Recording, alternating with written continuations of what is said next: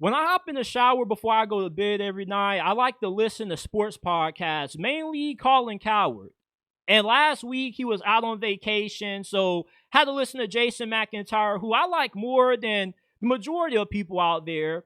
And there was a take that really caught my eye. He said that the Kansas City Chiefs won't make the playoffs this year.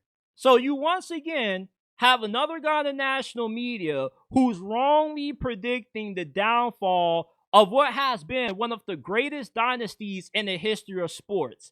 And when I first clicked on this segment, he starts out saying, I know Chiefs fans and me don't have a good relationship and they're going to hate me even more after this take. So I already knew what I was getting myself into. I knew this kind of was going to trigger around the lines of rage bait territory, and that's exactly what it was. The reasons that he listed for Kansas City missing the playoffs with, I disagree with every single one of them. The first one is the offensive line situation. That's the go-to that people like to use to make the argument against Kansas City falling off, which the offensive line definitely is important.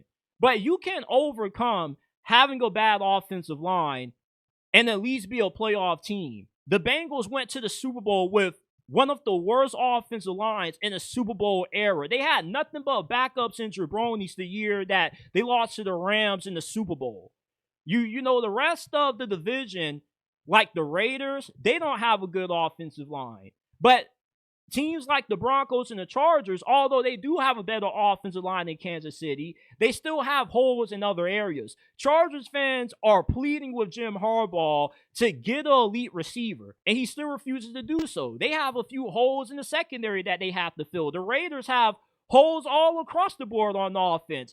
Outside of Brock Bowers, can you name me another weapon that Geno Smith has at his disposal without using Google? The only name that you probably could think of is Jacoby Myers, and that's about it. Yeah, you upgrade at quarterback and head coach with Pete Carroll and Geno Smith, but you're no better now than what you were last year. You just have a slightly better quarterback and better coaching. But you still have a lot of holes in that roster to fill. And the Kansas City Chiefs winning a bunch of one-possession games last year shouldn't be an indictment against them when they've been to the AFC Championship for 7 straight years. I'm 23 years old, just turned 23 in March. The Kansas City Chiefs have been in the AFC Championship every single year since my sophomore year of high school. You just don't have this level of dominance by getting lucky. And that's pretty much what Jason McIntyre is insinuating when he wants to use they've won a lot of one-possession games. The following season, you probably won't be as lucky. It's not luck if you do it more than once. In football, luck is a little bit of a factor when it comes to winning games. That's just a part of the game. That's with any sport that you play. But Kansas City has been the gold standard of what every franchise in the NFL aims to be. Raiders, Broncos, Chargers, and everybody else in the AFC included. You see, the key cog to the Chiefs' success is not Travis Kelce. It is not having a stacked team. They lost Tyreek Hill and went on to win 2 Super Bowls right after they got rid of him. The cog in the Chiefs' machine is Mahomes and Andy Reid. And as long as these two brothers still stay in KC, this dynasty is not going anywhere. Will they win the AFC West this year? I can't guarantee that. I definitely do believe that the Broncos and the Chargers are more than capable of being able to end the Chiefs' streak of AFC West titles. But even if they do finish in second, third place in this division, they still are locked to win 10 games. The Cincinnati Bengals, a team that Jason McIntyre used that probably could steal a playoff spot from Kansas City, they are investing nearly 50% of their salary cap into 3 players, and they have holes at so many different positions that they have to overcompensate to fill those holes in the draft, area that has been hit or miss when it comes to the Bengals front office. There's a strong chance that the Bengals are no better than what they were last year. They could be a 7-win team for all we know because Zach Taylor could have already peaked. I strongly doubt Zach Taylor is ever going to be able to get the Bengals to another Super Bowl. He's not really an elite coach. He's an okay coach, but not a great coach. He isn't one of those coaches that can have you ready for big situations late in the game. Situational football is what separates Kansas City from every other team in the NFL. No team is better situationally than what Kansas City is, mainly due to Patrick Mahomes. Patrick Mahomes is arguably the greatest quarterback in NFL history because he always shows up when the game is on the line. When you have the ball in 15's hands with an opportunity to go ahead and win it, he always comes through. That's what great players do. And despite Josh Allen, Lamar Jackson, Joe Burrow, you can make the argument that they were better than Patrick Mahomes last year. But at the end of the day, what did that get any of those teams when it mattered the most?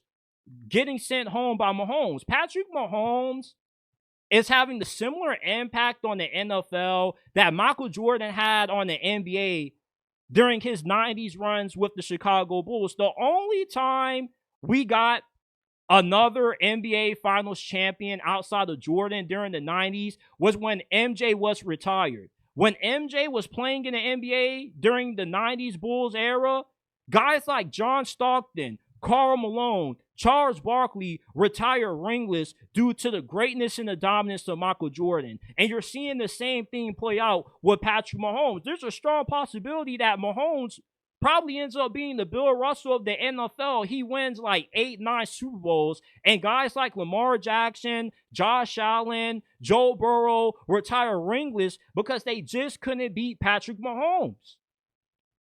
The Chiefs, you're better off betting on them to win the Super Bowl than you are betting on them to miss the playoffs. I know Jason McIntyre is somebody that loves a lot of gambling talk. He loves talking odds. He loves talking spreads. Let me give you some odds. The chances that the Chiefs have of missing the playoffs are the same odds that my grandma has of winning the lottery. 1 in a million. There is no chance unless Patrick Mahomes has a Tom Brady ACL tear that sidelines him for the entirety of the season. Unless that happens, the Chiefs are not going to miss the playoffs. What gets overlooked is how the rest of this division has teams that, yeah, they may look on paper as good as Kansas City, but when the games get actually played come playoff time, they aren't able to deliver. Justin Herbert is viewed as the most overrated quarterback in the league for a reason. Even if he does have the necessary talent around him to win a Super Bowl, there's no guarantee that Justin Herbert is going to show up and play at a good enough level to beat Patrick Mahomes. The only time Patrick Mahomes has lost in the Super Bowl was when he had no shot to win it. You got to blow out Patrick Mahomes for him not to have a chance. The Eagles just completely eradicated Kansas City because they dominated them up front. Same thing happened when Mahomes and the Chiefs lost to the Buccaneers and Tom Brady in 2020 in that weird year. The only time you can truly stop the Chiefs is if you just can blow this team out. And the majority of NFL games are decided by one possession, which is why Jason McIntyre's point of the Chiefs having a bunch of one possession wins is such a mute point. Most games are decided by 7 points or less.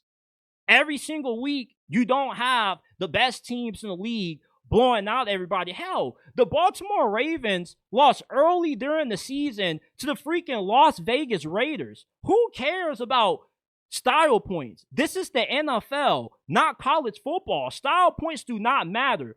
All you see at the end of the season is the Kansas City Chiefs being in the Super Bowl. That's all that matters. It doesn't matter how you get there. Good teams find ways to win.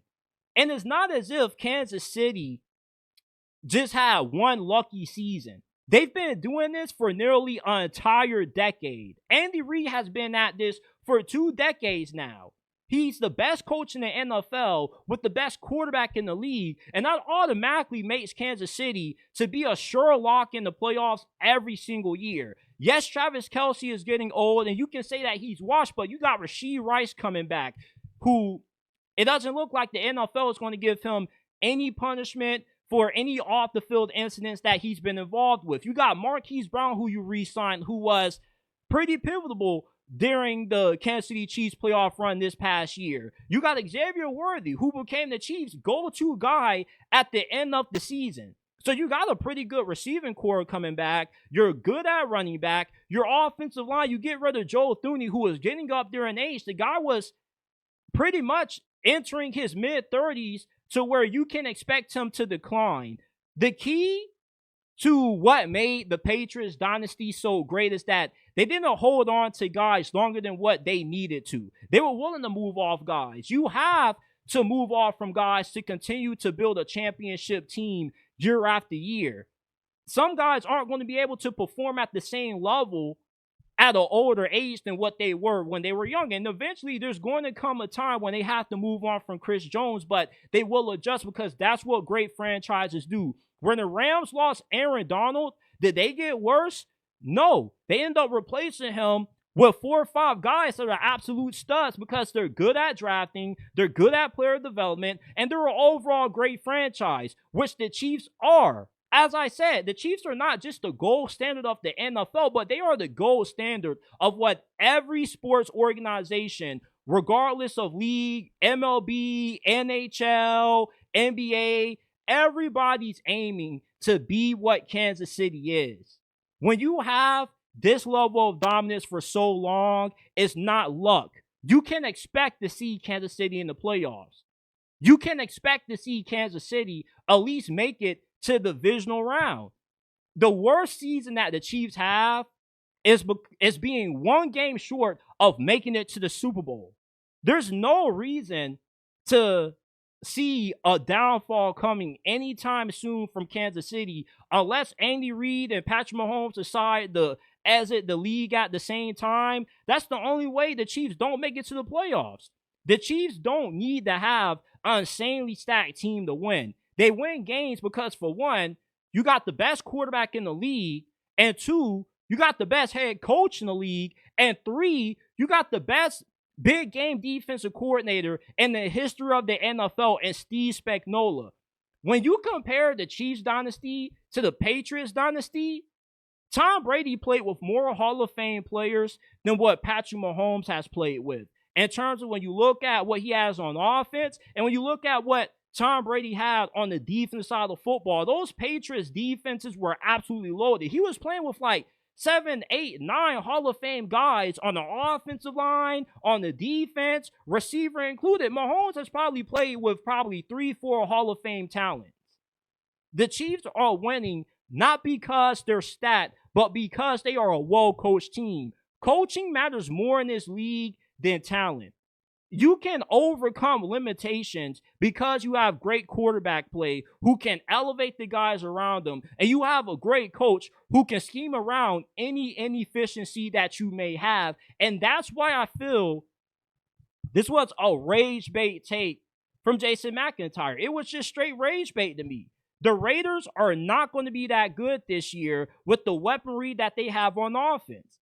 And Pete Carroll, despite him being a defensive-minded coach, Seattle's defense post-Legion of Boom was god-awful. They ranked like near the bottom half of the NFL in yards per game, points per game allowed, and Pete Carroll's final couple of seasons. There's a reason why Seattle moved on from him. He's the oldest head coach in the NFL right now, and there's no guarantee that the Raiders are going to be all that better than what they were last year. They probably win 3, 4 more games than what they did in 2024, but you're looking at maybe a fringe playoff team at best where maybe they're competing for the 7th seed. At least Kansas City winning 10 games, you know that they're at least going to be in contention to at least get a home field playoff game, and if not, if they do have to go on the road and play Baltimore in the first round of the wild card round, they're more than capable of being able to make a Super Bowl run despite not having home field advantage. They did it before. They can definitely do it again.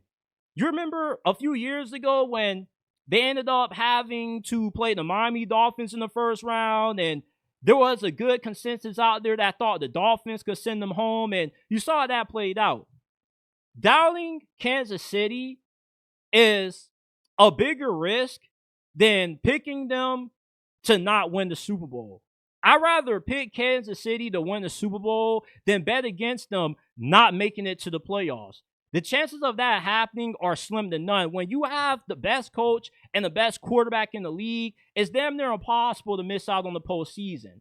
Coaching matters more than having a talented team. We've seen the Dallas Cowboys overachieve for years with stacked rosters when they had Jason Garrett. Hell, Jason, you love the Los Angeles Chargers. Did you not pick them to make it to the playoffs last year? Why did you pick the Chargers to make it to the postseason last year despite not having a talented team? Because of the coach. Why did the Denver Broncos overachieve last year? Because of Sean Payton. That's why Colin Cowherd picked the Broncos to be a sleeper team last year, because of how good of a coach Sean Payton is. Time after time, this league has showed us that talent is a part of winning, but coaching matters more than having a talented team. When you go into the Super Bowl against a team as stacked as the Philadelphia Eagles, that's when coaching isn't enough to get you far. The Buffalo Bills have had a better team than Kansas City for the last 3 years, and yet, where has that gotten Buffalo? Sent home every time they play Mahomes. Same thing with the Baltimore Ravens. Where has that gotten Baltimore? Sent home when Patrick Mahomes came into Baltimore and sent Lamar and company packing when he won his second MVP. Talent is such a small part of what makes a championship team.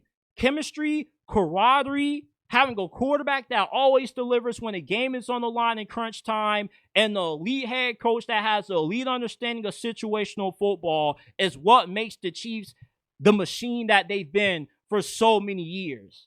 I could not believe my eyes when I read the title and seen the thumbnail of Jason saying that the Chiefs were missed the playoffs. This is insanity. This is the equivalent to when Max Kellerman was going with the whole cliff theory with Tom Brady. He was going to fall off. He was going to decline slowly over the course of a 4 or 5 year span. And what happened? Tom Brady never declined. I don't see the Chiefs missing the playoffs this year. I strongly disagree with Jason on this take that I consider rage bait. And he knew exactly what he was doing with this. He knows deep down in his heart, rather he wants to admit it or not, the Chiefs are going to be in the playoffs this year. And he even said this. He said, I'm probably going to be wrong. So if you know you're going to be wrong, why say this? You knew exactly what you was doing, my guy. You knew what you was doing. And you got the reaction that you was looking for.